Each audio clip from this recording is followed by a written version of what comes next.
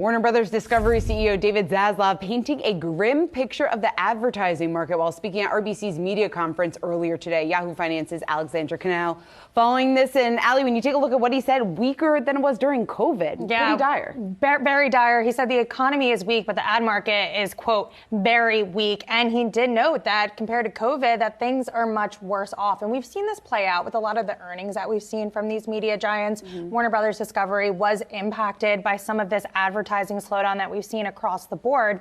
And to really combat this, we've seen some of these companies really lean on live sports, like Disney, for example, has relied on ESPN. And that's something that David Zaslav brought up during this conversation as well. It was very interesting. He said that due to the rising costs of sports media rights, there might not be a need to really renew their contract with the NBA. There might not be a need for them to really go after a lot of this sports content that we're seeing a lot of the competitors do. He said that the sports business is very hard. It's a rough business since essentially you're renting the rights. You don't own that programming outright. And we know that David Zaslav is very passionate about owning programming. He's really doubled down on the strong IP of the brand. He said they want to rely on the Harry Potters, the Sex and the Cities, the Game of Thrones content to make them successful moving forward. So that's something to continue to watch. And then when we think about the DC franchise and how that could potentially compete with Marvel, David Zaslav says that they're close to writing a quote unquote Bible on this moving forward. And he thinks that this is one of the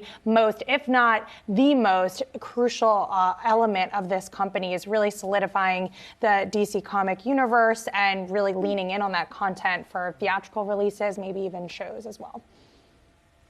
And Allie, it's interesting because it seems like just a few months ago we were hearing that the things were actually going well when it came to ad spending. What do you think happened? I just think there is this grim picture overall heading into the end of the year. We've continued to see these rising rates by the Fed. I think a lot of ad buyers are pulling back. Of course, there is some optimism when we think about Disney Plus rolling out its ad tier next month. We just saw Netflix roll out its own ad-supported version, and that's been very successful as well. But I think there's just this trepidation, and with a lot of these earnings reports, the killer really is the forecast, is the forward-looking guidance. When they're talking about how things could potentially escalate, potentially get worse, I think a lot of these media companies are just trying to prepare investors for the worst, and then maybe they'll surprise with a beat, or maybe they'll surprise with an improved macroeconomic environment. But I think it's a big wait-and-see approach right now.